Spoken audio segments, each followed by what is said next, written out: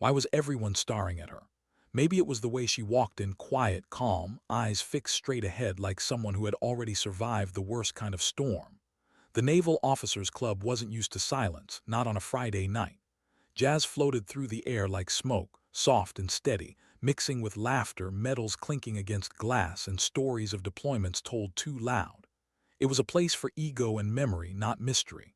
But the moment she stepped in, the noise began to die.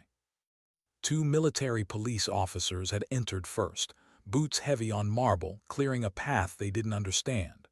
Behind them came the woman, civilian clothes, short-cropped hair, posture too disciplined for her soft frame. She looked like she didn't belong, and yet like she'd been there before. Lieutenant Commander Erin Ward didn't react to the stares. She had been through worse than suspicion. Her hands were steady, her jaw still. From across the bar, Captain Blake Turner pushed off his stool, his words slurred by arrogance and whiskey. "She's impersonating a SEAL," he barked, pointing at her as though declaring an enemy. The laughter that followed was sharp, ugly, the kind of laughter that hides fear behind bravado. Phones lifted. Someone whispered, "Record it." Someone else laughed too loudly, and through it all Erin stood still. Around her neck hung a small silver coin on a thin chain, etched with faint numbers GU7421. Turner reached for it, yanking it free before anyone could stop him. "What's this supposed to be, huh?" he sneered. Erin's voice was low, almost too quiet. "You don't know what you're holding." He laughed. The others joined. The sound rolled through the room like a tide of mockery, and yet she didn't flinch, she didn't even blink. Her calm unnerved them more than her defiance could have. Later, people would remember that stillness, the way humiliation didn't touch her, the way she seemed to be waiting for something no one else could see. Erin Ward lived her life by structure. Every morning began with a ritual: coffee, silence, uniform folded with precision, everything in its place. Her apartment overlooked the harbor near Norfolk, Virginia. She used to love that view once. Now it was just water, the kind that could hide anything if you stayed still long enough. She served before years ago as a Navy combat medic. The official paperwork called it injury and reassignment. The truth was buried deeper. Now she worked in the administrative wing of Naval Operations Command. Paperwork, training reports, readiness reviews. A life without noise. The kind of work that kept her invisible. She liked it that way, or at least she told herself she did. In the office, people saw only the surface, the polite smile, the perfect uniform, the steady tone. But underneath that precision lived something else, a readiness that never turned off. At lunch, she always chose the seat facing the exit. She scanned patterns of movement out of habit, old habits carved into her bones from years in the field. Sometimes, without warning, a sound could break the thin wall between now and then. Once, the distant chop of helicopter blades had frozen her mid-step. In an instant, she was back, Helmand Province, dust thick in her mouth, dragging a wounded man through the sand, hands slick with blood, bullets cracking the air like dry twigs. Someone shouting, "Ward, move." Then silence. The office lights flickered back into focus. She stood still, breath held, then exhaled slowly before anyone noticed. It had been years, but memory didn't respect time. It came and went like a command she couldn't ignore. She never talked about what happened after the blast. She had promised she wouldn't, and some promises were heavier than bullets. That silence made her an easy target, the kind of woman who invited rumors simply by refusing to explain herself. And Blake Turner, he thrived on rumors. A man who wore his medals like armor, who measured others by how quickly they flinched. He hated that Erin didn't. He'd cornered her before after briefings in the cafeteria, once in the parking lot. "So, where'd you serve, Ward?" he'd ask, leaning too close. "Logistics, supply, or was it medical?" "Medical," she'd answer simply. "Oh," he'd say, smirking, "so you patched up real SEALs, huh?" "Something like that," she'd reply, her tone steady, her eyes unflinching. That calm drove him insane, because men like Turner needed noise to feel tall. Silence made them small. By Friday, the whispers had spread like fuel, that she wasn't who she said she was, that she'd faked her records, that she had stories she couldn't back up. Turner didn't start the rumor, but he enjoyed watching it burn. At the officers' lounge that night, the laughter was loud, but it wasn't friendly. "Come on, Captain," someone said. "I bet she's never even held a rifle." Another added, "She probably Googled her way through field training." Erin heard them. She always heard more than people thought, but she stayed quiet, ordered water, sat alone near the exit as always. Her heart didn't race. Her pulse stayed calm, not from ignorance, from control. Then Turner stood, glass in hand, voice slicing through the noise. "So, Lieutenant Commander, you said you served, didn't you? Go ahead, prove it. Which SEAL team? Which base? Or is that classified too?" The room roared with laughter. Erin looked at her untouched glass of water. When she finally spoke, her voice carried no anger. "Some service," she said quietly, "isn't meant to be talked about." That answer didn't calm him, it enraged him. He threw his head back, laughing. "Right," he said, "and I'm the Tooth Fairy of Coronado." In the corner of the room, an older man didn't laugh. Master Chief Owen Riker, retired Navy SEAL. He watched her, really watched her, the straightness in her spine, the way her hand stayed visible, relaxed, the subtle tracking of exits with her peripheral vision. It wasn't arrogance, it was discipline. He'd seen that stillness before in combat, in men and women who didn't break under fire. Something about her didn't add up. Turner kept pressing. "If you're really one of us," he said, swaggering closer, "what's your trident number? Who pinned you?" Erin didn't move. "You don't have the clearance to ask those questions." That line, calm and precise, turned his laughter into anger. "Clearance? Lady, I've got more clearance than you've got stories." Riker shifted, his instincts stirring. He could feel it, the imbalance in the room. He knew where this was headed. Turner gestured toward the MPs. "Gentlemen, I think we've got a stolen valor case right here. You might want to handle that." The two MPs hesitated. They glanced at her, then at him. Rank always made cowards of good men. Erin stood, no protest, no fight, just a nod. She placed her hands behind her back before they even asked.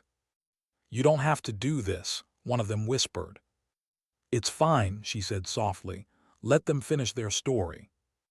The metallic click of handcuffs echoed across the room, too loud. Phones came up again. The glow of screens painted her face in cold light. Someone whispered, if she were real, she'd fight back. Erin turned her head toward the voice. Her tone didn't rise. "Real operators don't need to." The line hit like a bullet through glass. The laughter faltered. Turner forced a smirk, pretending victory. Riker's jaw flexed. He'd seen posers before, loud, eager, desperate to impress. She was the opposite, quiet, grounded, haunted. He stood up, his knees aching, but he didn't care. As the MPs led her toward the door, Riker followed a few steps behind. The silver chain around her neck had snapped, the coin now gone. In Turner's hand, it glinted under the bar light. Riker caught the faint engraving GU0421. Something about it tugged at memory, a pattern he hadn't seen in years. He pushed through the crowd. "Where'd you get that coin?" he demanded. Turner scoffed. "Evidence," she dropped it. "Give it back." "I think I'll hold on to it," Turner said, grinning. "Might make a good example next week." Riker's voice dropped low. "You don't even know what you're holding, son." Turner laughed. "Oh, please don't tell me you believe her." Riker didn't answer. He just said, "I've known real operators. They don't need to prove anything." Turner waved him off, but the laughter in the room had turned uneasy now. Outside, the air was cold, sharp against the ocean breeze. The MPs guided Erin toward a waiting SUV. She didn't resist, didn't look back, just scanned corners, reflections, windows, instinct working without permission. Riker watched, something in his gut twisting. Turner came out behind him, smirking. "You'll see, Chief," he said. "I just saved the Navy from a fraud." Riker didn't turn. He just muttered, "No, son, I think you just embarrassed it in front of one." The car doors closed. The taillights disappeared into the dark. The laughter from the club started again, but quieter this time, brittle, forced. And inside that silence, the storm began. The question hung in the air like smoke. If you saw it happening, what would you have done? The room was all hard edges and cold air. Fluorescent lights hummed overhead, relentless and too bright. The kind of light that made you feel exposed even when you had nothing to hide. Lieutenant Commander Erin Ward sat perfectly still in the metal chair, her posture composed, hands folded loosely in front of her. The cuffs were gone now, but the bruise they left ringed her wrists, quiet reminders that silence has a price. Commander Lewis Grant placed a thin folder on the table and sat across from her. His expression was unreadable, professional, the kind of face that could deliver both bad news and orders without blinking. On the far wall, Captain Blake Turner leaned back against the concrete, smug and restless. He looked like a man waiting to be proven right. "State your name and branch for the record," Grant said. "Lieutenant Commander Erin M. Ward," she replied, voice calm, unwavering. "United States Navy Medical Corps." Grant typed something, eyes flicking to the monitor. The blue glow reflected off his face. "No record of active SEAL affiliation," he said. Turner smiled, the kind of smile people wear when they think they've won. "See, told you." Erin didn't respond. Her breathing stayed even, her gaze steady. Grant studied her for a long moment. "Ma'am, claiming SEAL status without proof is a felony-level offense. If someone misled you, this would be the time to clarify." Erin's voice was steady, almost soft. "I've claimed nothing." Turner snorted, "Oh, come on." Grant silenced him with a raised hand. He looked down again at her hands, her knuckles. There was scar tissue there, thin and white, the kind that comes from heat and pressure, not office work. The kind you don't earn filing reports. "Where are you currently assigned?" he asked. "Training and Readiness Division, Norfolk," she said. "Administrative oversight, reserve liaison curriculum review." Her tone was precise, not defensive, not robotic, just exact. The way people talk when truth is something they've practiced holding still. Grant's eyes narrowed. "Medical Corps, so why are you wearing that coin?" Erin looked down briefly, then back at him. "Because someone handed it to me when words weren't enough." Turner laughed under his breath. "Oh, that's poetic. Maybe you can read it at open mic night." Grant ignored him. "What was your commissioning source?" "Direct commission," she said. "From where?" "Prior service." Grant paused. "Prior service." She nodded once. "Hospital corpsman, Fleet Marine Force attachments at various times." The way she said it, clipped, without drama, made something tighten in the commander's chest. He leaned forward. "Did you ever attend, support, or medically supervise naval special warfare elements?" "I supported training evolutions when required," she said. Turner chuckled. "Google could tell you that much." Grant's look shut him up again. "Coronado," he said quietly. Erin didn't flinch. She waited. "What's the grinder?" "Concrete courtyard for PT," she replied. "West of the pool, push-ups, flutter kicks, 8-count bodybuilders. Failure affects the entire boat crew." Grant's typing slowed. "Where's the bell?"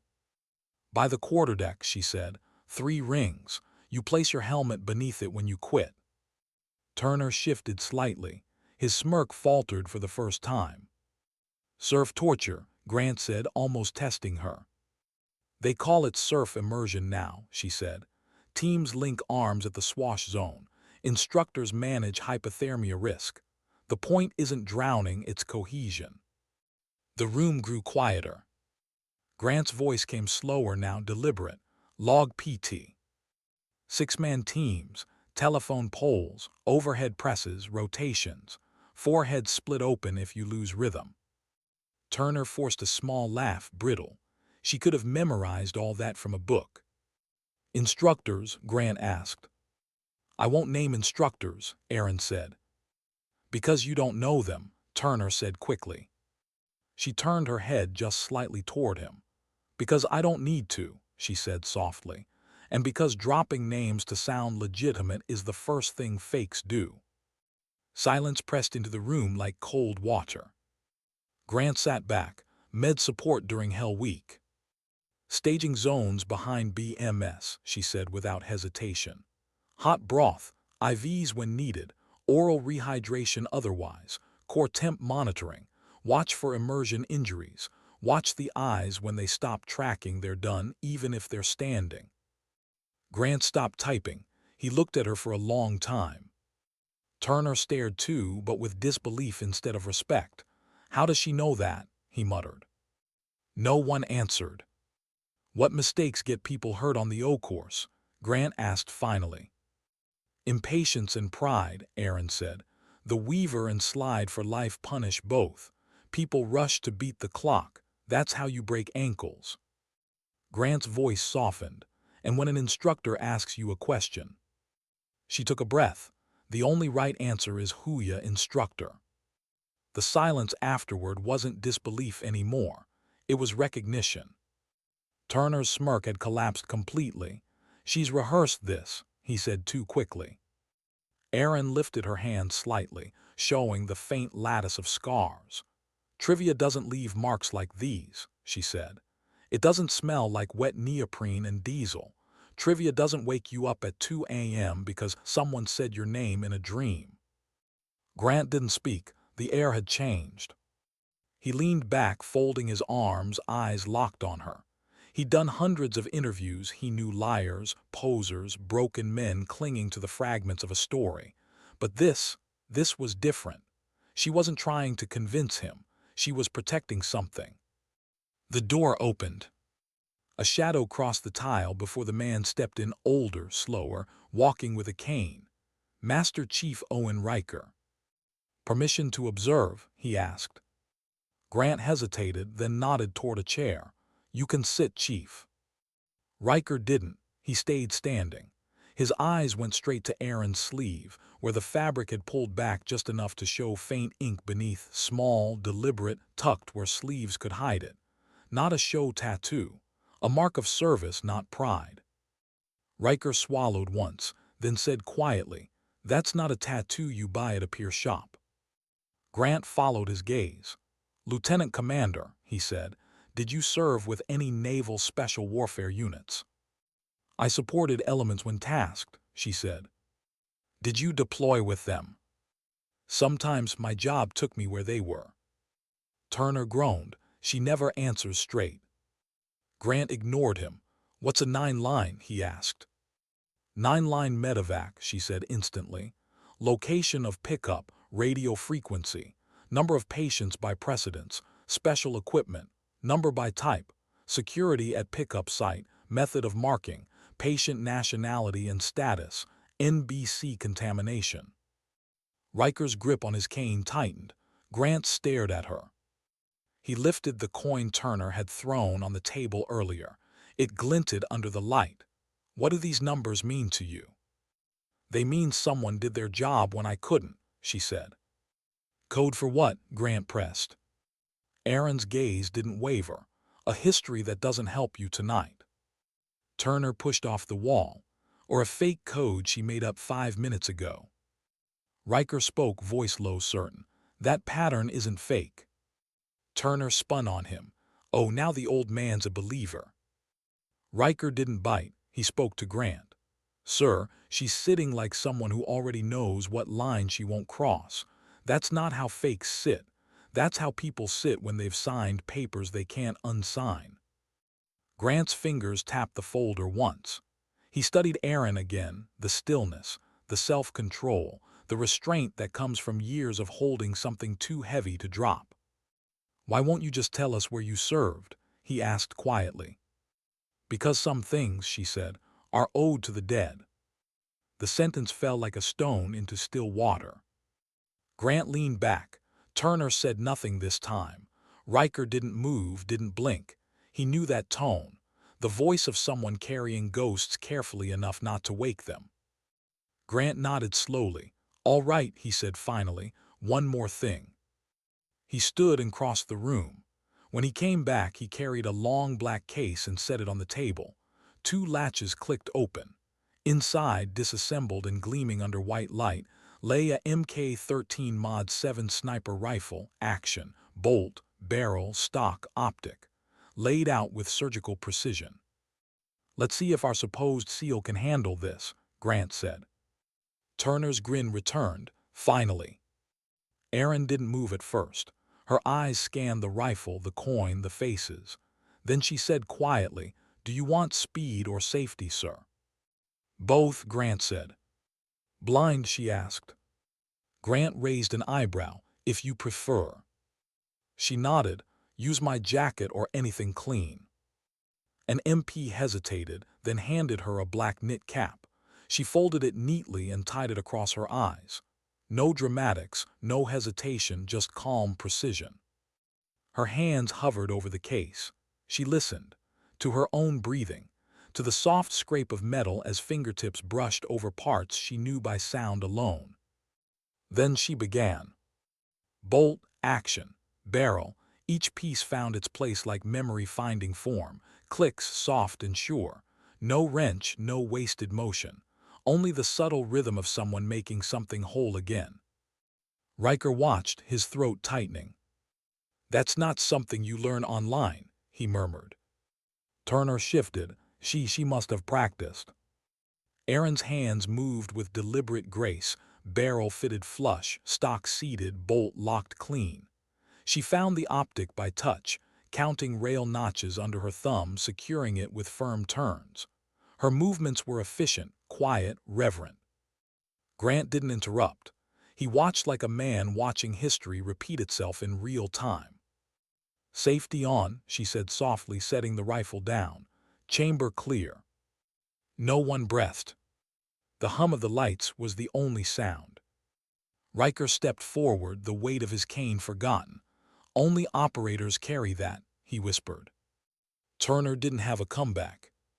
And for the first time that night, the burden of proof didn't sit on her shoulders anymore. It sat on theirs. The silence after the demonstration was heavy enough to hear hearts beating. No one spoke, no one dared. The assembled rifle sat before her like proof of something sacred, cold steel and unshakable truth. Commander Grant didn't move at first. His eyes stayed locked on the weapon, his mind caught between disbelief and awe. Turner leaned against the wall, trying to smirk, but the expression couldn't find a home on his face anymore. Even the MPs by the door had gone rigid, their eyes betraying respect they weren't supposed to show. Erin Ward sat still, blindfold folded neatly beside the rifle, posture steady, expression unreadable. Turner exhaled hard, forcing a laugh he didn't feel. "So what? She can play with guns blindfolded. Party trick, doesn't prove anything." Erin didn't look at him. She simply reached for the small coin resting near the rifle, the one Turner had waved around like a trophy hours earlier. She turned it between her fingers, the metal glinting faintly in the sterile light. Grant's eyes followed the motion. "Lieutenant Commander," he said quietly, "I need to know what that is." Erin's thumb pressed flat against its face. "Something I was given," she said, "when words weren't enough." Riker's voice came softly from the side. "That's the same thing you said before." She nodded once, "Because it's the same truth." Grant sighed through his nose, the sound of a man holding a growing storm in check. He tapped the table once. "I'm going to ask again, who gave it to you?" Erin's answer was measured. "Someone who isn't alive to take it back." Turner pushed off the wall. "Enough with the cryptic crap. Commander, we've wasted hours. She's good at games, fine. Doesn't change the fact that she has no record, no paperwork, no clearance. It's over." Grant didn't respond. He was still looking at the coin. The numbers engraved on it, GU70421, didn't look random. They looked like something coded, deliberate, and hauntingly familiar. He picked it up carefully, studying the pattern. "Chief," he said to Riker, "does this format match anything you've seen?" Riker stepped closer. His eyes traced the faint etching like an archaeologist reading a relic. "I'm not sure," he said slowly, "but I've seen something close. Once." "Where?" Riker's gaze didn't leave the coin. "A briefing in Kandahar, years ago. A ghost unit list that wasn't supposed to exist. I remember the pattern GU meant ghost unit. But the number, that was a team identifier. 70421. Turner scoffed. "Ghost unit. You're kidding, that's not real. Some myth you guys whisper about to scare recruits." Riker didn't look at him. "If it's a myth, son, then she's the best storyteller I've ever seen." The air tightened. Grant slid the coin back onto the table. "We're done guessing," he said. "We need verification." He stepped to the phone mounted on the wall, punching a code into the keypad. The line clicked alive. "Command Ops, this is Commander Lewis Grant. I need NCIS verification, immediate priority. We have a coin marked GU 70421, possible ghost unit designation." The pause on the other end stretched long, too long. Then, "Copy, Commander, stand by. Special Agent Harper Dunn is inbound to your location." Grant set the receiver down. When he turned, Turner looked impatient but uneasy. "NCIS," he muttered, "over what a souvenir." Riker sat down finally, his cane leaning against his leg. "You don't understand, Captain. If that coin is what I think it is, then half the people in this building don't have the clearance to know she exists." Turner laughed nervously. "You're serious?" Riker nodded, dead serious. Erin hadn't moved the entire time. She sat with her hands folded again, her gaze on the coin like it was the only anchor in a room full of ghosts. The minutes dragged. The hum of the lights filled the space where words couldn't go. Then the door opened. Special Agent Harper Dunn stepped in like someone who'd walked into a dozen rooms just like this and never once been surprised. Navy suit, hair tied back tight, expression carved from stone. She flashed her badge once, quick, precise. "Agent Dunn," Grant said, "thank you for coming." "What's the situation?" she asked, scanning the table before anyone could answer. Her eyes caught everything: the rifle, the coin, the bruises on Erin's wrists, Turner's anxious posture. "Allegation of stolen valor," Grant said. "Detainment for verification. Demonstration of skill inconsistent with civilian training. Possible classified connections." Dunn's attention stopped at the coin. She leaned in, reading the engraving. Her face didn't change, but something behind her eyes did. "Who authorized confiscation of this?" Turner straightened. It was evidence. Dunn didn't look at him. "No," she said, "it's classified property." The words didn't rise in volume, but they filled the room like thunder. Grant slid the coin toward her. "We were unable to confirm anything through standard channels." "You wouldn't," Dunn said, "not on your network." She reached into her case, pulling out a compact terminal, not standard Navy issue. She placed it on the table, thin screen folding open with a muted hum. "Room is compartmented as of now," she said flatly. "Everyone without need to know will step outside." Turner frowned. "With respect, Agent, I outrank." She looked up, her stare cutting through his sentence. "With respect, Captain, you don't." Grant gestured toward the door. "Captain, wait outside." Turner hesitated, frustration mixing with fear. He wanted to argue, but the look in Dunn's eyes made him stop. He stepped out, the door closing behind him with a soft, defeated click. Dunn turned back to Erin. "Lieutenant Commander Ward," she said, "do I have your consent to verify what this coin represents?" Erin met her gaze. "Yes, ma'am." Dunn inserted a slim smart card into the terminal. The device beeped, waiting. She pressed her thumb to the reader. A light flickered green. Then she began typing, strings of authorization codes that looked too long to memorize, too fast to invent. Riker leaned forward, elbows on his knees. "Only operators carry that," he murmured. Dunn didn't look up. The screen's glow reflected off her glasses, turning them crimson as another layer of access unlocked. The text on the screen changed. One line appeared. Access restricted. Ghost Unit 7, level Omega clearance required. The air in the room went still. Even the ventilation seemed to hold its breath. Grant swallowed hard. What does that mean? Dunn didn't answer right away. She looked at Aaron instead. Their eyes met, a long, wordless exchange that felt more like recognition than surprise. Finally, Dunn spoke. It means you don't get to ask that question, Commander. Grant exhaled slowly, his hands finding the edge of the table. I think I need to anyway. Dunn's tone didn't change. Then you'll need authorization. But before that happens, you're going to make sure every recording device in this room is shut off. Right now. Grant gestured to the MPs. Do it. They moved fast, pulling plugs, disabling cameras, covering lenses. The room grew quieter, darker, smaller. Dunn turned the screen toward herself and whispered, Control, this is done. Authenticate Tango 07. Stand by for priority traffic. Then, without looking up, she added, Inform Command, Operator Ward has resurfaced. Riker's eyes widened, his hand tightening around his cane. The title wasn't thrown around lightly. Operator. It meant something specific, something sacred. Grant's throat went dry. Operator, he repeated softly. Dunn ignored the question. She turned off the screen, removed her smart card, and slipped it back into her pocket.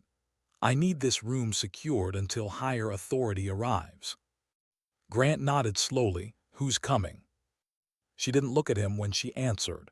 The person who trained half your teams. The weight of her words landed before anyone could process them. The MPs froze. Grant turned toward her. You don't mean? But before he could finish, the door opened again. Footsteps heavy, deliberate. Major General Thomas Keegan entered without announcement. The air shifted the moment he crossed the threshold. The man carried command like gravity. He took in everything at once, the rifle, the coin, the faces. His gaze found Aaron, and for 3 seconds neither of them spoke. Neither had to. When he finally did, his voice wasn't loud. It didn't need to be. Stand down, he said. That woman doesn't answer to you. The words landed like a door ceiling shut. The MP straightened.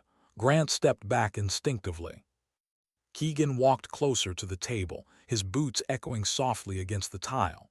He looked at the coin, then at her wrists, then into her eyes. Something old and unspoken passed between them, duty, regret, recognition.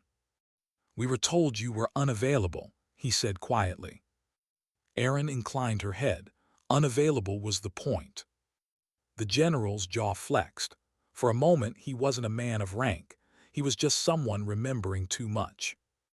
Ma'am, he said finally, voice rough with reverence, welcome home. The sound of the general's boots crossing the floor was louder than any voice in the room. Each step felt measured, deliberate, heavy with a history only a few could carry. General Thomas Keegan was the kind of man who didn't need to raise his tone. His presence alone carried the authority of wars fought and decisions that never left your conscience. Deep lines carved through his face like fault lines on a map of everything he'd buried. Everyone out, he said. No one moved. He turned his head slowly, eyes sweeping across them like a spotlight. That wasn't a suggestion. The MPs left first. Commander Grant hesitated, but a small gesture from the general dismissed him too. Only Riker and Agent Dunn remained. Turner stood frozen halfway to the door, eyes darting between faces, as though waiting for someone to tell him this wasn't real. Keegan looked at him. You too, Captain. Turner swallowed hard. Sir, with respect, I initiated. That's your problem, Keegan interrupted, voice flat, emotionless. You mistook initiative for authority. Turner's face reddened. He tried to form a protest, but the words didn't come. Finally, he turned and left. The door clicked shut, leaving the four of them in a silence that seemed to deepen with every second. Keegan stood there a long moment before speaking. "I was told you were gone," he said to Aaron. Aaron's voice was quiet. Gone was safer. He nodded slightly, eyes on the floor. Safer for who? For the one still trying to forget.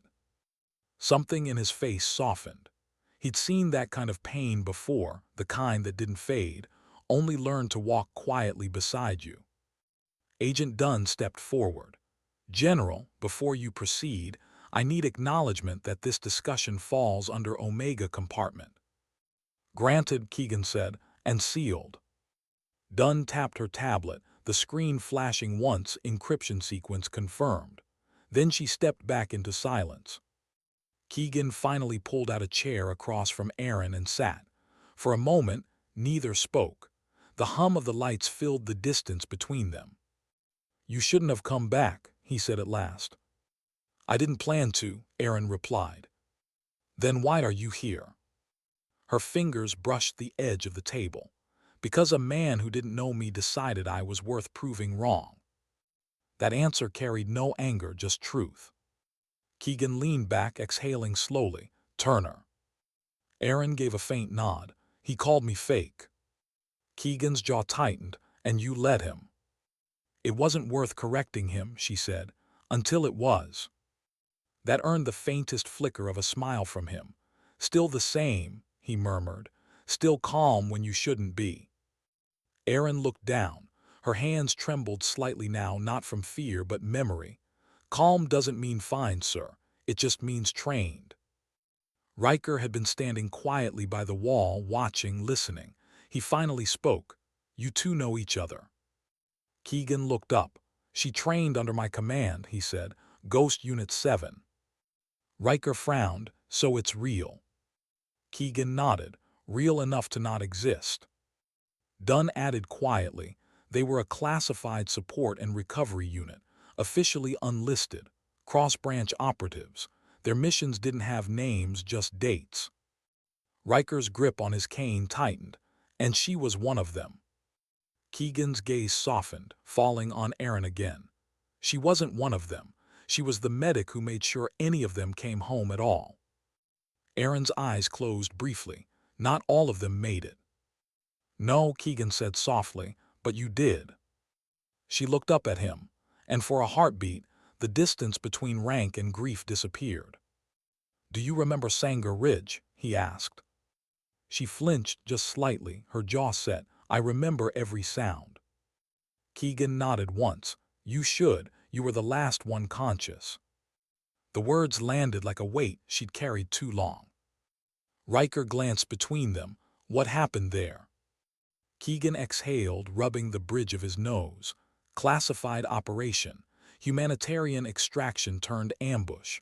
Local militia betrayed coordinates. 2 teams down within an hour. No comms. No evac route." He paused, glancing at Aaron. "She was 19. Riker blinked. 19. "She was attached as a corpsman to a joint special ops team," Keegan said. "Medical clearance only. She wasn't supposed to fight." Aaron's voice was low, steady, but each word felt like it was pulled from somewhere deep. There was no one left to fight. The silence after that sentence carried the sound of a battlefield you couldn't see. Keegan continued. "When we found her, she'd been holding perimeter for 36 hours. 1 rifle, 2 magazines. 15 confirmed, maybe more. She stabilized 4 others with no supplies. When QRF arrived, she refused evac until the bodies were accounted for." Riker swallowed hard. "And after that?" "She disappeared," Keegan said simply. "Officially discharged for injury, but unofficially she was reassigned. Ghost work." Aaron looked away. "You needed people who didn't exist on paper." "We needed people who could disappear," Keegan corrected quietly. "You were good at it." She gave a faint, bitter smile. "Too good, apparently." He nodded slowly. "Until now." Riker stepped forward. "Sir, why bring her back into this? She didn't ask for the spotlight." Keegan's voice lowered. "Because someone broke silence first." Dunn picked up from there. 3 days ago, a leak was detected in an encrypted archive, files linked to decommissioned Omega operations. Someone accessed the names. Aaron's eyes lifted. Names. Yes, Dunn said, including yours. That word landed like a pulse in the room. Keegan continued. We don't know who yet, but the breach originated from within naval networks. Someone looked for you. Aaron sat back slowly, expression tightening. Then Turner's little stunt wasn't random.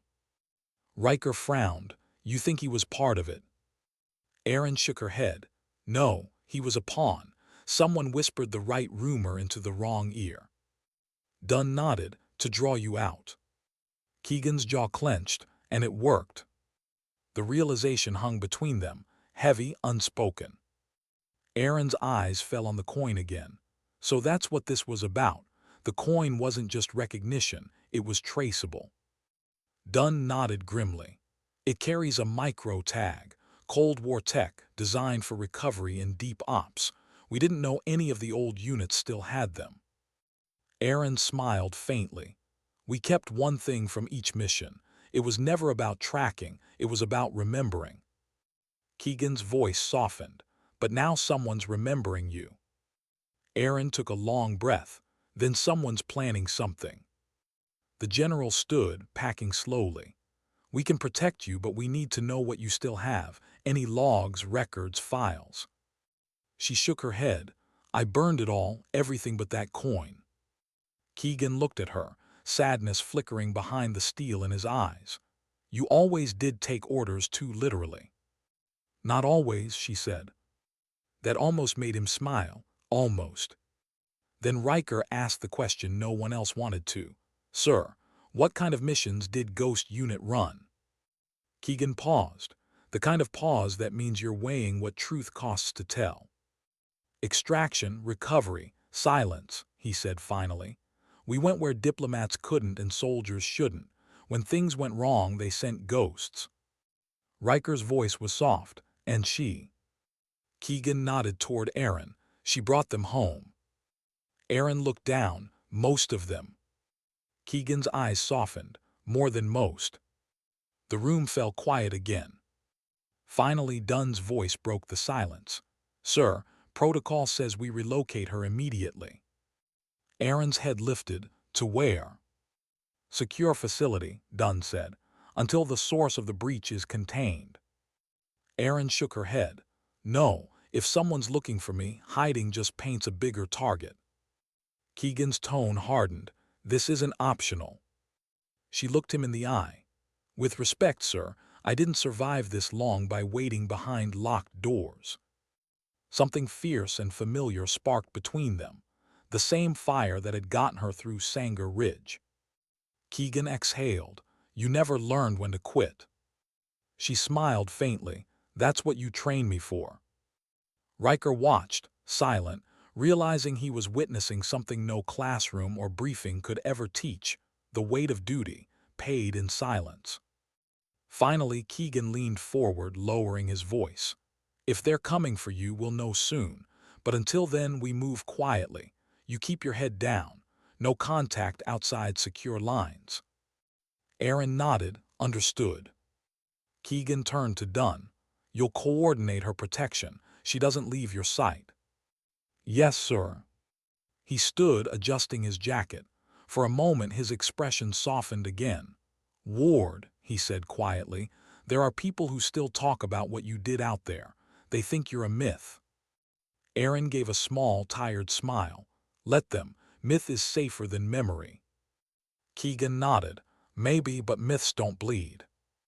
He turned to leave, pausing at the door. And for what it's worth, I never believed you were gone. Ghosts don't stay buried. He left without another word. The door closed softly behind him. The hum of the lights filled the silence again. Aaron sat back, eyes unfocused, thoughts miles away. Dunn began packing her equipment. Riker approached slowly, cane tapping gently against the tile. You okay? He asked. She smiled faintly, a tired, haunted kind of smile. Okay is a word for people who don't remember. Riker nodded slowly. Fair enough. He hesitated, then added, "For what it's worth, I'm sorry I didn't stop him sooner. Turner." Erin shook her head. "You did what most people do, you watched, and that's okay." He frowned. "No, it's not." Her voice softened. "Sometimes it has to be, because if everyone jumped in, nobody would learn what silence costs." Riker looked at her for a long time before speaking again. "You think they'll come after you?" She picked up the coin, running her thumb over its surface. "If they already have my name," she said, "they won't stop until they know why it mattered." Her eyes drifted toward the window, the reflection of a woman who'd spent a lifetime being forgotten on purpose. And somewhere, deep in the distance beyond that glass, a faint light blinked across the bay. The kind that wasn't supposed to be there. The night outside was windless, the kind of still air that made every sound travel farther than it should. Erin stood by the narrow window of her temporary quarters at the NCIS safe house, watching the faint blinking light over the bay. It pulsed at irregular intervals, too slow for a beacon, too deliberate for coincidence. She told herself it was nothing, just another reflection, just another thing she couldn't stop seeing, even when she tried. But deep down she knew better. Agent Dunn had been in the adjoining room, working under dim light. The faint rhythm of her typing filled the quiet like a heartbeat. Erin hadn't spoken for nearly an hour. She didn't need to. The silence between them had turned into a kind of understanding. Dunn was doing her job, and Erin was waiting for something that hadn't yet happened but already felt inevitable. "Coffee?" Dunn's voice came from the doorway. Erin didn't look away from the window. "Sure." Dunn handed her the cup, then leaned on the frame. "You haven't slept." Erin took a sip. "I learned not to when it's too quiet." Dunn nodded slightly, eyes flicking toward the bay. "You think someone's out there." Erin set the cup down on the sill. "I think when you survive long enough, you stop trusting calm." The agent smiled faintly. "That's poetic." Erin didn't answer. Her reflection in the glass looked like someone else. Same eyes, same uniform, but older in ways you couldn't measure. Dunn went back to her laptop. "We've traced the breach to a data node at Arlington. Someone tunneled through 6 layers of encrypted access to reach the Omega archives. They weren't looking for files, they were looking for you." Erin's voice was quiet. "Then it's personal." Dunn hesitated. "It might be more than that." Erin turned to face her. "Meaning?" Dunn spun the laptop around. On the screen was a still image, grainy, infrared, taken from a surveillance drone 3 nights earlier. It showed a convoy unmarked, moving through a canyon somewhere in the Middle East. "2 months ago," Dunn said, "a black site transfer went off the grid. 6 contractors classified transport payload unknown. Every satellite feed went dead for 8 minutes. When it came back, the convoy was gone." Erin studied the image. "What's that got to do with me?" Dunn hesitated. One of the names associated with that convoy was an alias from the Sanger Ridge files. Erin's jaw tightened. "That's impossible." "We verified it," Dunn said. "Whoever took those files reactivated something." Erin stepped closer. "What name?" Dunn looked at her for a long moment, then said softly, "Mikhail Orlov." The sound of the name was enough to pull the air out of the room. Erin looked down, her hand gripping the edge of the desk to stay grounded. Her voice dropped low, barely audible. "He's dead." "Apparently not," Dunn said. "Or someone wants you to think he is." Erin turned away. "We buried him, I was there." "Records say otherwise," Dunn replied. "His remains were never verified, and the report was sealed under your clearance signature." Erin closed her eyes. The room tilted slightly, the weight of memory pressing hard.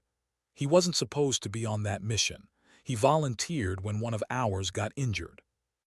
"Mikhail Orlov," Dunn said slowly, reading from her file, "was listed as a NATO liaison. Russian-born, no official record in U.S. service. Off-book recruit, possibly under Ghost Unit oversight. Aaron's voice cracked just enough to reveal the fracture beneath her control. He wasn't a recruit, he was family. Dunn didn't respond right away. The only sound was the hum of the equipment, soft and distant. After a long pause, she said quietly, "Then whoever leaked your file knew that name would get your attention." Aaron turned back toward the window. The blinking light across the bay was gone now. Only the faint ripples of moonlight moved on the water. "They already have it," she whispered. "Have what?" Dunn asked. "The advantage," Aaron said, "because I'm thinking like a soldier again. They want that." She grabbed her jacket from the chair and started toward the door. "Where are you going?" Dunn asked sharply. "Out," Aaron said. "Not without clearance." Aaron stopped just long enough to meet her eyes. "I stopped waiting for permission a long time ago." Dunn followed her into the hall, matching her stride. "You think you can walk into whatever this is and make it disappear?" Aaron's steps didn't slow. "No, but I can find out why it didn't stay buried." Outside, the air bit cold against her face. The street was dim, lined with quiet row houses and the distant glint of harbor cranes. The wind carried salt and diesel. She moved fast but not hurried, her instincts tracking every echo, every silhouette. She reached the pier and stopped. The tide lapped at the concrete, gentle, rhythmic. Then she saw it, a faint reflection under the waterline, blinking in slow intervals. She crouched, tracing the pattern with her eyes. It wasn't random, it was code. Old school field signaling, 3 long, 2 short. A call-and-response format. Someone was talking to her. She pulled a small LED penlight from her pocket, a habit she hadn't broken, and responded with a single short pulse. Then she waited. No answer. But as she straightened, her boot caught something against the concrete edge. A small waterproof casing, transparent, sealed. Inside, a memory chip.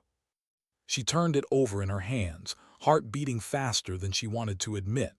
On the back, etched into the plastic, were 3 characters, M.O. She pocketed it and walked back toward the car, her expression unreadable, her pulse steady. Dunn was waiting when she returned.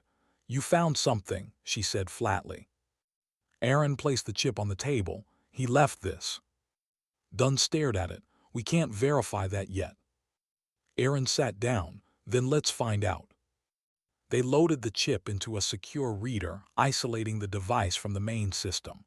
The screen flickered, static and noise filling the room. For a moment, nothing but distortion. Then, an image. Mikkel's face appeared, older, weathered, but unmistakably him. "Hello, Ward," the recording began. His voice was low, calm, carrying the quiet steel she remembered. "If you're seeing this, I'm not dead. Not yet, but I will be soon." Aaron's breath caught. "I wasn't supposed to survive Sanger Ridge," he continued. "You know that, but I did. Someone pulled me out before QRF arrived. They weren't ours. I spent years finding out who they were. Now I know, and they're coming for you too." He looked off-screen, then back. "They don't want the mission logs. They want what we saw, what we carried out of that valley." Dunn leaned in. "What does he mean, what you carried out?" Aaron didn't answer.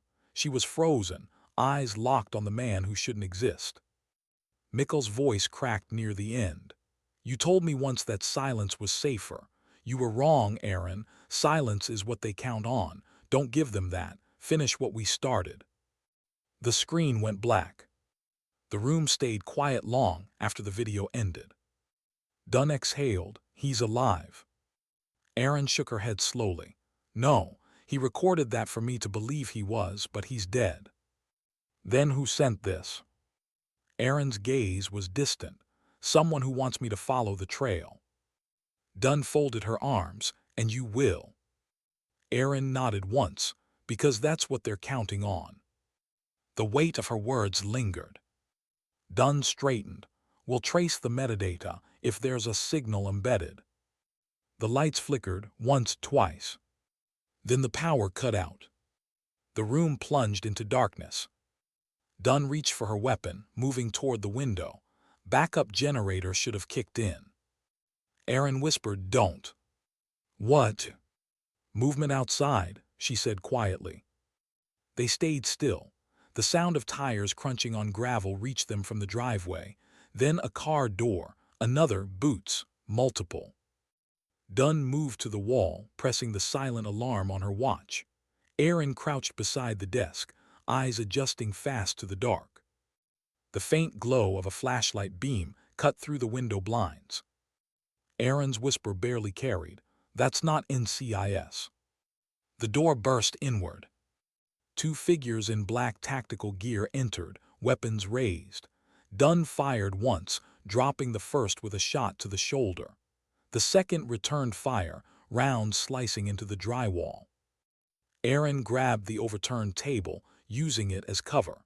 She reached for Dunn's backup sidearm, moving like muscle memory had never left her. Two more shadows breached the hallway. She didn't hesitate, 3 rounds, controlled bursts, 2 targets down. "Back exit," Dunn shouted. They moved together, low, fast, cutting through the narrow kitchen. Glass shattered behind them, more rounds. They hit the back door, locked. Aaron fired through the hinge. It gave. They ran into the alley, breath sharp, night air cutting like glass. Somewhere behind them, engines roared to life.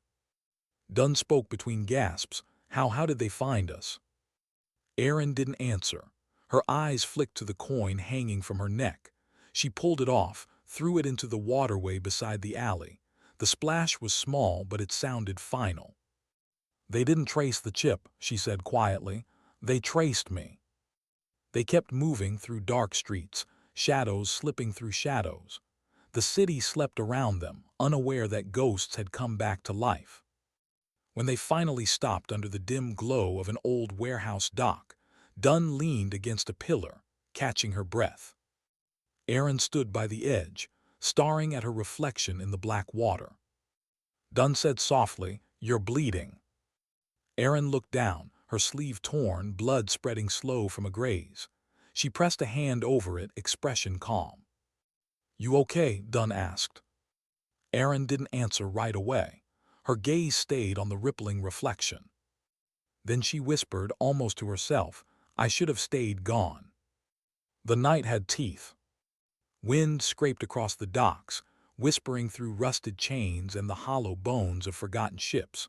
The warehouse smelled of salt and machine oil, a scent that never left her memory. Aaron Ward sat on the cold floor, back against a steel crate, pressing gauze against her shoulder. The bleeding had stopped, but the burn remained, a dull, familiar throb that reminded her she was still alive. Across from her, Agent Dunn paced with her phone, trying for the 3rd time to reach command. "No signal," Dunn muttered. "Jammers, maybe. Whoever hit us knew what they were doing." Aaron said nothing. Her gaze was fixed on the darkness outside the half-open door. Every sound, every shadow, every echo. The world had become too still again, the kind of stillness that felt like the pause before a storm. Dunn stopped packing. "We have to move before sunrise. We're sitting targets here." Aaron didn't argue. She stood slowly, flexing her arm to test the wound. It held. "We need transport, not running. Running tells them they're winning." Dunn frowned, "And staying gets us killed." Aaron turned, her tone low. "You ever been hunted before, Agent?" Dunn hesitated. "Not like this." Aaron nodded once. "Then trust me. If you keep moving in panic, they don't have to find you. You find them for them." The agent exhaled sharply, the weight of truth sinking in. "You've done this before." Aaron's voice was distant. "Too many times." She moved to a rusted locker in the corner, prying it open with the butt of her sidearm. Inside were scattered tools, rope, old rags, an empty fuel canister. She dug until she found what she was looking for, a thick, tar-covered sheet of plastic. "We'll need this to cover our tracks." Dunn watched her with a strange mix of frustration and awe. "You plan like it's muscle memory." Aaron gave a faint, tired smile. "It is." They worked in silence, covering windows, killing reflections, creating the illusion of abandonment. When they were done, Aaron stood by the dock again, eyes on the black water. "You think it was Orlov?" Dunn asked softly. Aaron didn't turn. "If it was him, he's not the same man I knew." "People change." Aaron shook her head. "Not like that." She finally turned, voice quieter. "He was the one who told me never to trust silence. He used to say it's where the truth hides." Dunn leaned against a crate. "You cared about him." Aaron's jaw tightened. "We all cared about each other. You don't survive missions like that without giving up pieces of yourself." Dunn didn't press. She just nodded slowly.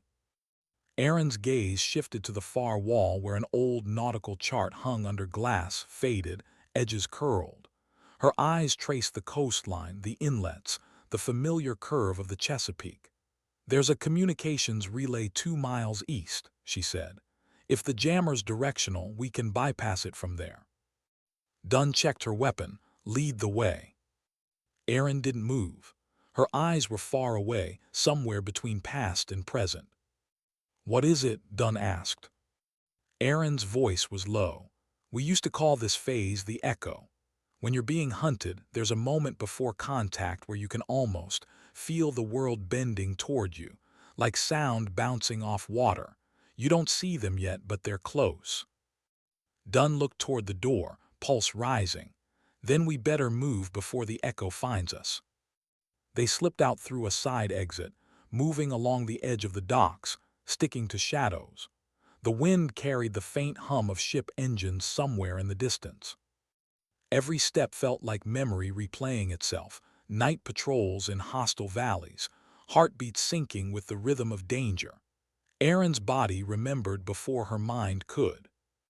They reached the old relay station, a squat concrete structure half swallowed by vines and rust. Aaron climbed the steps first, sweeping the area with her weapon. Inside, dust motes floated in the faint light from cracked panels. Dunn followed, scanning with her flashlight. "Looks dead." Aaron crouched near a broken terminal, fingers brushing over the faded Navy insignia. "Not dead," she said quietly. "Sleeping." She pulled open a maintenance panel and found what she expected, a power relay, corroded but intact. "Hand me that cable." Dunn passed it wordlessly. Within minutes, the old system hummed faintly to life, static flickering on a small analog display. Aaron adjusted dials, watching the frequency lines dance. Then she froze. "They're close." "How do you know?" She pointed at the screen. "See that? Pulse interference, that encrypted comms within a 2-mile radius. Could be military." Aaron shook her head. "Military encryption doesn't fluctuate like that. It's active triangulation. They're scanning for short-range transponders." Dunn's voice tightened. "You mean us?" Aaron didn't answer. Her focus was absolute. She switched the output to a secondary channel and began sending a coded burst. "This will bounce to NCIS command in DC. They'll see it even if we're offline." "Won't that expose us?"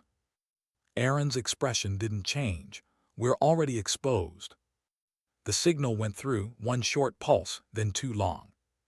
But before the confirmation blinked, the screen went black.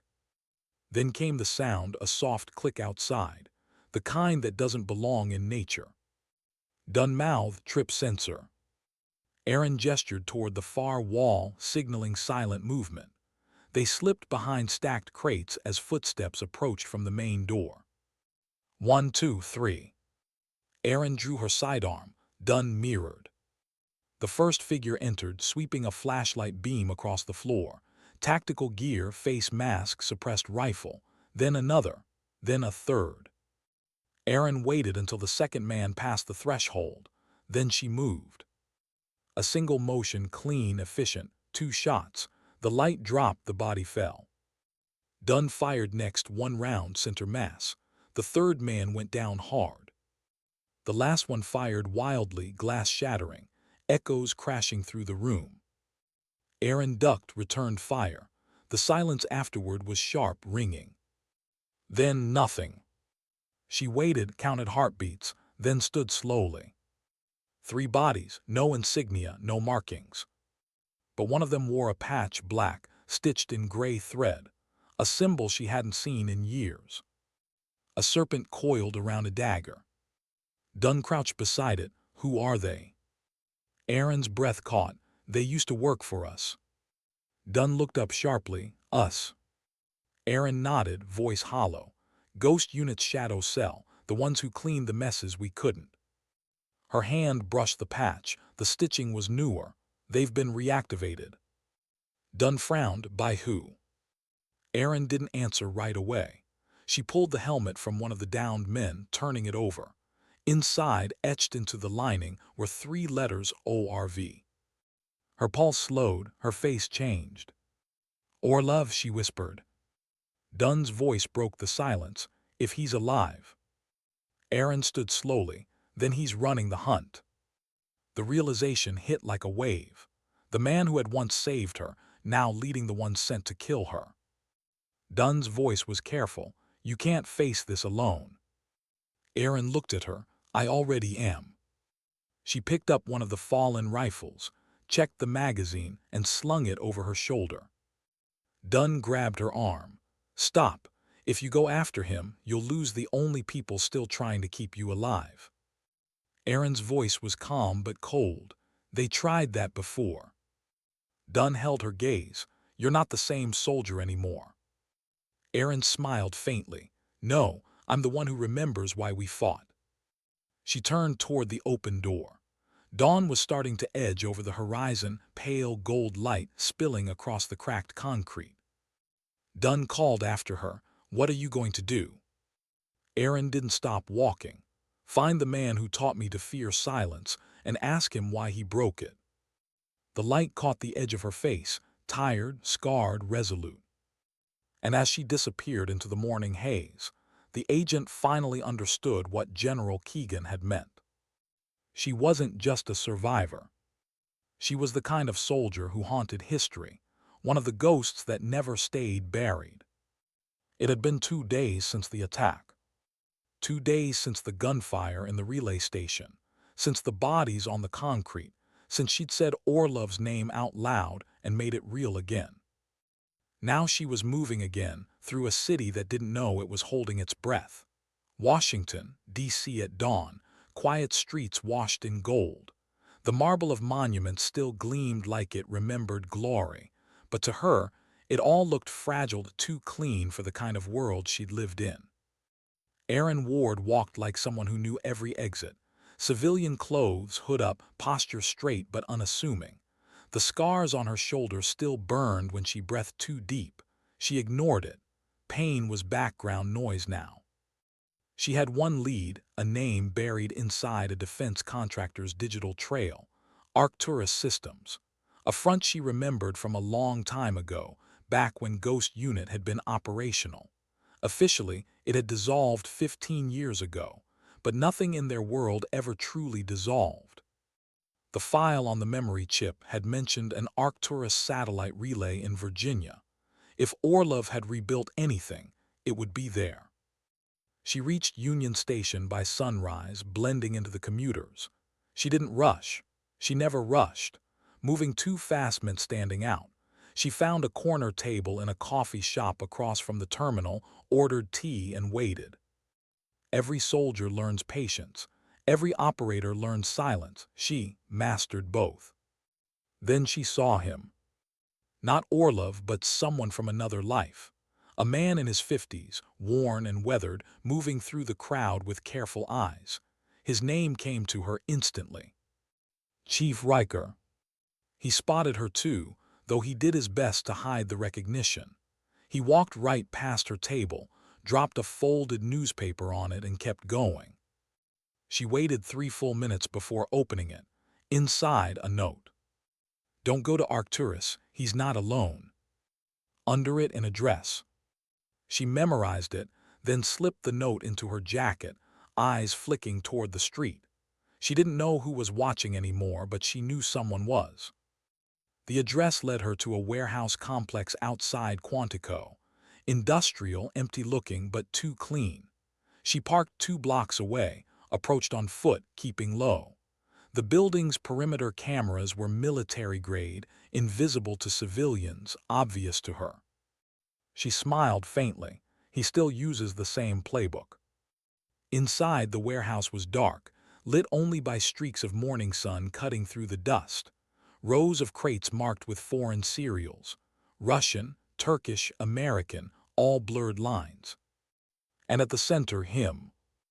Mikhail Orlov stood with his back to her, hands clasped behind him, watching a wall of monitors. His hair had gone gray at the edges, his posture slower, heavier. But it was him. Erin stayed in the shadows, her weapon drawn but lowered. "You should have stayed buried," he said without turning. His voice was softer than she remembered but still sharp. "You should have stayed dead," she replied. He smiled faintly, the kind of smile that carried too much pain to be arrogance. "Ah, there she is." "Why?" she asked quietly. He turned then, facing her. His eyes, same pale green she remembered, looked almost tired. "Because the truth we buried didn't die with us. Someone had to dig it up before they did." "They."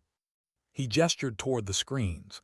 Each showed surveillance feeds, ports, airfields, encrypted data streams. "The same people who sent us to Sanger Ridge. You think they stopped when they lost us? No, they learned. They built something worse."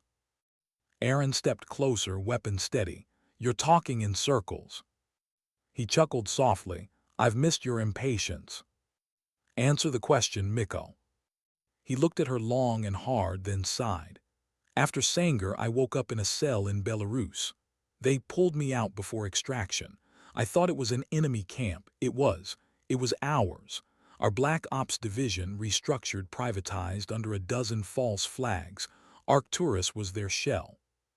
Erin's pulse quickened. "And you worked for them." "I survived," he said. "And when you survive, you do what survivors do, you adapt." "You sold us out," she said, voice trembling. "No," he said sharply. "I kept you alive. They wanted your location, your files, your body as proof the project failed. I told them you were gone. I made you a ghost for real." She stared at him. "You think that's mercy?" He stepped forward, slow. "I think it bought you 10 years of peace." "Peace?" She laughed hollow. "That's what you call the nightmares, the silence, watching my own people call me a liar." He didn't answer. He couldn't. She lowered her weapon slightly. "Why bring me back now?" "Because they've built a new list," he said. "Names, assets, ghost units, retired operators. They're going to erase the ones who know the truth about Sanger." "What truth?" Orlov hesitated, his voice softened. "You remember the package." Her blood went cold. "The package was a child," she whispered. He nodded. "Half our team didn't know. Only command and med support. You." Erin took a step back. "That was 20 years ago." 6 years old, Orlov said. "Bioenhancement prototype from a NATO biolab sold to insurgents. The mission wasn't to extract data, it was to recover her. You saved her life." Erin's throat went dry. She remembered the little girl's eyes, pale blue, terrified, silent. They'd called her Nova. She'd been unconscious when the chopper went down. Erin had thought she died in the blast. "She survived." "Yes," Orlov said. "And now she's grown. They turned her into something else. They call her Project Halo." Erin shook her head. "No, that's impossible." He looked at her, eyes heavy. "It's not. She's leading the strike teams that hit you." The room tilted slightly. The gun in her hand felt suddenly heavier. "They trained her to erase the ones who made her," Orlov said softly. "You, me, the general, she doesn't even know who she is." Erin's voice broke. "So you used me to lure her out." Orlov didn't deny it. "She's looking for you, Erin. She needs to see your face, to remember." "And what then?" "Then maybe she stops before they use her to start a war." Erin stepped closer, anger and heartbreak colliding. "You made me bait." He held her gaze. "I made you a chance." The sound of engines echoed outside. Orlov's eyes flicked toward the door. "Too late," he whispered. Through the windows, dark shapes moved, tactical vehicles surrounding the complex. Shadows fanned out across the yard. Aaron spun toward the exit. "You set us up." "No," Orlov said. "They tracked me, they always track me." He reached into his jacket and tossed her a small flash drive. "Take it. It has the original Sanger files, proof of what we carried out. If you make it out, show it to Keegan." "What about you?" He smiled faintly. "Someone has to buy you time." "Don't," she said. He shook his head. "You already know how this ends." The gunfire started before she could argue. Glass shattered. Concrete sparked. Orlov fired first, covering her as she dove behind a crate. She returned fire, controlled bursts, counting each shot. Orlov's voice cut through the chaos. "Go, you always were the one worth saving." She hesitated, then moved. She sprinted for the side exit, sliding behind stacked pallets as bullets ripped through the air. The flash drive burned against her palm. When she looked back, she saw him standing in the open, returning fire until the line of muzzle flashes converged on him. Then he was gone. She made it out through the loading bay into the early light. Smoke rose behind her. Sirens echoed. Helicopters whirled above. She didn't stop running until the sound of the city drowned everything out. When she finally slowed, she was on a quiet road lined with trees. Breath ragged, flash drive clutched tight in her fist. The world felt smaller now, emptier. She looked up at the gray morning sky, whispered to no one, "You always said silence hides the truth, but maybe it buries the living too." Her voice cracked at the end. She kept walking, the flash drive pressed against her heart. Somewhere in the distance, thunder rolled, or maybe it was just another war waking up. She drove all night.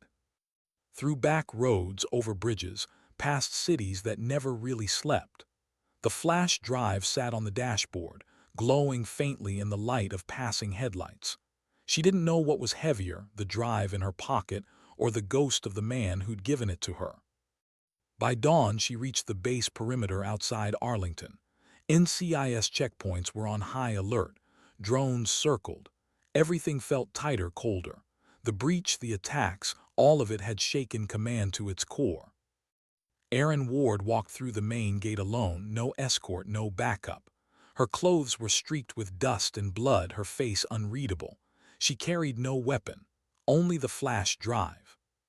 The guards recognized her name before they recognized her face. "Lieutenant Commander Ward," one said, voice hesitant. "They're expecting you." "Are they?" she asked softly. He didn't know what to say. He just saluted and she passed through. The elevator to the underground command floor was silent except for her breath, steady, controlled. Her reflection in the metal doors stared back at her.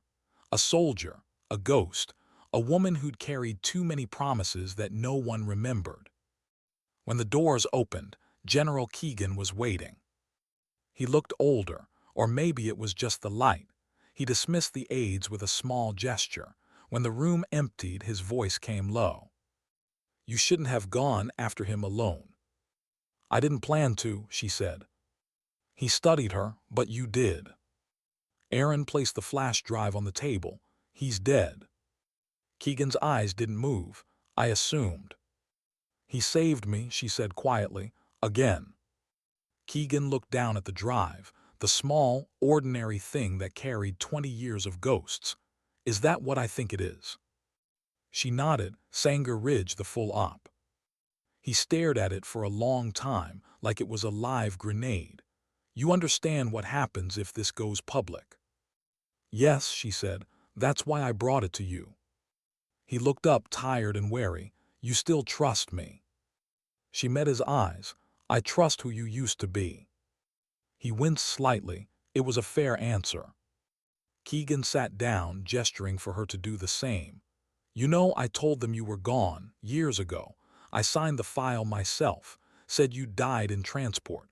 It was the only way to keep you safe." Aaron smiled faintly. "Seems to be a pattern." He chuckled once, the sound hollow. "I should have known you'd find your way back. Ghosts don't rest easy." She didn't smile this time. They don't rest at all. Keegan inserted the drive into a secure terminal. The monitor flickered lines of old footage, mission logs, encrypted voice recordings. Then came the video. A helicopter interior, dust storm shouts. Her own voice faint younger. Target recovered, package alive, repeat package alive. Then chaos, gunfire, a flash, static. When the feed cleared, another face appeared, Orlov, younger, laughing, bloody. Ward, you owe me a drink. The video froze there, his grin halfway between triumph and exhaustion. Keegan leaned back slowly. God, he whispered, he was right. Aaron looked at him. About what? Keegan's eyes stayed on the screen. About what we were really doing out there. That child wasn't just a rescue. She was an experiment.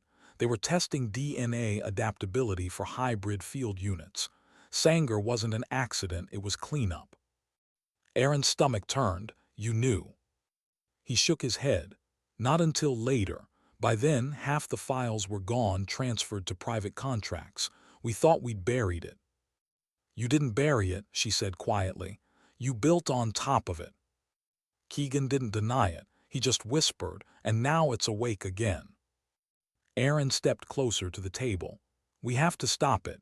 The girl Nova, she's alive. She's leading strike teams under Arcturus. His jaw tightened. Then she's their weapon now. She's not a weapon, Aaron said, voice rising. She's a child who was never given a choice. He looked at her with something close to regret. You can't save her, Aaron. You couldn't save them back then either. Her eyes hardened. Doesn't mean I shouldn't try. The silence that followed was long and heavy. Finally, Keegan said, there's a containment op in motion already. We'll intercept their command node before sundown. She asked. He hesitated. They want you to stay here. Her laugh was small, sharp. Of course they do. You're compromised, he said softly. Emotionally, physically, you've done enough. She took a breath, stepped closer. That's the thing about ghosts, General. We don't get to stop just because it hurts. He met her eyes and saw it again. That same fire, that same relentless calm. He nodded once, then you're going. The convoy left before noon. Black SUVs, silent escorts. They moved through empty roads toward a derelict industrial park 30 miles south, Arcturus's off-grid node. The plan was simple. Breach, extract data, neutralize threat. Simple, nothing ever was. By the time they reached the outer perimeter, the air was already thick with static. Drones hummed overhead, scanning. The tactical team moved in 2 waves, Keegan in command, Aaron embedded with the first unit. The entrance was guarded, minimal resistance, too minimal. It felt wrong. Aaron's instincts screamed before the first explosion hit. The blast threw her backward, debris raining down. Ears ringing, vision blurred, she crawled to cover. Through the haze, she saw figures moving, not soldiers, but the black-armored shadows she'd seen before. Halo units. And at their front, her. The woman moved like a phantom, efficient, fluid, inhumanly fast. The visor hid her face, but Aaron didn't need to see it. She knew. Nova. Keegan's voice cracked over comms. Contact, fall back. Aaron didn't move. She stood, weapon raised but finger still. The woman stopped 10 meters away, rifle aimed directly at her. Nova, Aaron whispered. No response, just the faint tilt of the head, curious, like an animal remembering something it once knew. Aaron slowly lowered her weapon. You don't remember me, do you? The visor shimmered, reflective. Then a voice, distorted, mechanical but young. Identify. Aaron's throat tightened. You don't need my name. Silence. Identify, the voice repeated, colder this time. Behind them, gunfire erupted. The world became chaos again. Keegan shouted orders, but Aaron didn't move. She stepped closer instead. You were 6, she said softly. We carried you out of Sanger Ridge. You had a fever. You kept asking for your mother. The visor flickered a glitch, a hesitation. Aaron's voice cracked. I gave you water, you smiled. The woman's weapon trembled, just slightly. Keegan's voice shouted from behind cover, Ward, get down. Aaron didn't. You're not a weapon, she said firmly. You never were. For a heartbeat, time fractured. Then the visor lifted, just a little. Eyes blue familiar. Ward, Keegan shouted, now. But she didn't fire, neither did Nova. Then a shot. Not from either of them. Keegan's sidearm. The bullet struck Nova's armor. She fell, motionless in the dirt. Aaron spun, rage breaking through her control. What did you do? Keegan shouted back. She was compromised, she would have killed you. Aaron dropped to her knees beside the fallen woman, pulling off the helmet. Nova's face was pale, young, barely 20. Her eyes fluttered open. Ward, she whispered. Aaron froze. You remember. Tears filled the girl's eyes. I saw you, every night in the dark. Aaron's hands trembled. It's okay, you're safe. Nova's voice cracked, weak. They said you were dead. I should have been, Aaron whispered. Nova tried to speak again, but the words faded. Her hand fell away. The silence that followed was unbearable. Keegan lowered his weapon slowly, his face ashen. We couldn't risk it. Aaron stood, her voice shaking. You didn't risk it, you erased it. She walked past him, out into the dying light, the wind carrying the smell of smoke and gunpowder. By the time backup arrived, she was gone. Hours later, long after the battlefield went quiet, Keegan found something near the edge of the blast zone, her coin. The same one that had started all of this. GU 70421. He turned it over in his hand, eyes heavy. Then he whispered what he'd said the night she built that rifle blindfolded. Only operators carry that. He looked up at the horizon, voice breaking. And sometimes they carry more than they should. No one saw her again after that. Some said she ran. Some said she went back to the water, where ghosts go when they're done fighting. But every now and then, soldiers at remote outposts would tell stories of a woman who showed up when no help was coming, who saved the wounded, fixed what was broken, then vanished before dawn. They called her Ward. Others called her the last ghost. And those who knew better said nothing at all. Because some names were never meant to be spoken. Only remembered. Only honored. Only whispered. Sometimes dignity doesn't speak, it simply acts.